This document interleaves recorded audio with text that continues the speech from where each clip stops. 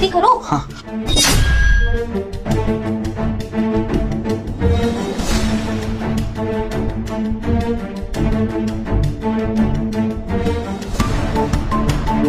जल्दी करो ना यार। कर तो रही हूँ। ज्योति, रखो, उसे भी रखो ना। क्या करूं यार? चुप हो जाओगे?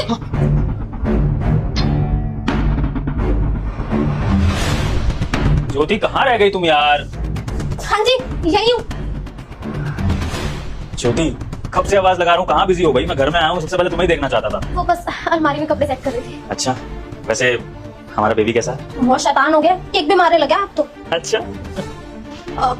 साहब, वो मीम साहब का अफेयर चल रहा है और उनका बॉयफ्रेंड यही इसी कमरे में है। क्या बोल रहे तुम? पागल हो गई हो क्या? विभोर, यहाँ पे कोई भी नहीं है सच में। एक मिनट ज्योति, कमला तुम्हारा दिमाग तो नहीं खराब हो गया? तुम अपनी मालकिन के बारे में ऐसा बोल रही हो? तुम्हें पता है ना तुम क्या बोल रही हो? साहब, मुझे सब कुछ पता है, पर मैं जो भी बोल रही हूँ बिल्कुल सही बोल रही हूँ। अगर आपको यकीन नहीं है तो आप एक बार तलाशी कर लीजिए इस कमरे की। कमला, तुमने अपनी मालकिन पर बहुत घिनौना इल्जाम लगाया। मैं तुम्हें बोल रहा हूँ, अभी के अभी अपनी मालकिन से माफी मांगो, वरना तुम्हारे लिए अच्छा नहीं होगा। मांगो माफी। साहब, मैं बिल्कुल सच बोल रही हूँ, मैं झूठी नहीं बोल रही। अब आप एक बार देख लीजिए ना, अगर आपको नहीं मिले तो आप जो बोलेंगे वो करूंगी।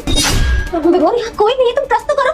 पागल हो गई है। कोई बात नहीं ज्योति, मुझे तुम पे पूरा ट्रस्ट है, लेकिन हमारी नौकरानी आज तुम पर अगर इतना बड़ा इल्जाम लगा रही है तो फिर हम इसकी बात भी रख लेते हैं। लेकिन याद रखना कमला, अगर इस कमरे में कोई नहीं मिला ना तो तुम्हें अपनी मालकिन से माफी मांगनी होगी।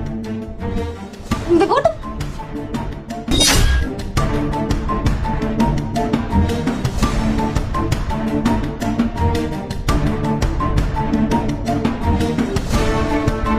विभोर, विभोर, वहाँ कोई नहीं है यार।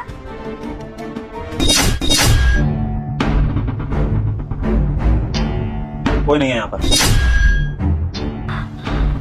देखा, मैंने तो कहा था। पागल हो गई है, कुछ भी बोल रही है। कमला, अब तो तुम गलत साबित हो गई हो, तो उम्मीद करता हूँ कि तुम अपने मेम साहब से माफी मांगोगी।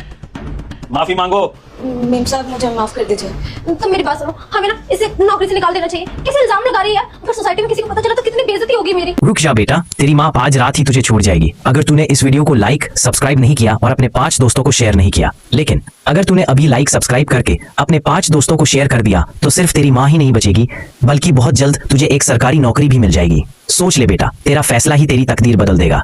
ज्योति, बात तो तुम बिल्कुल सही कह रही हो। अगर घर की नौकरानी घर की मालकिन पर इतना बड़ा इल्जाम लगा दे बिना सोचे समझे तो ये हमारे घर के लिए बहुत बदनामी की बात है।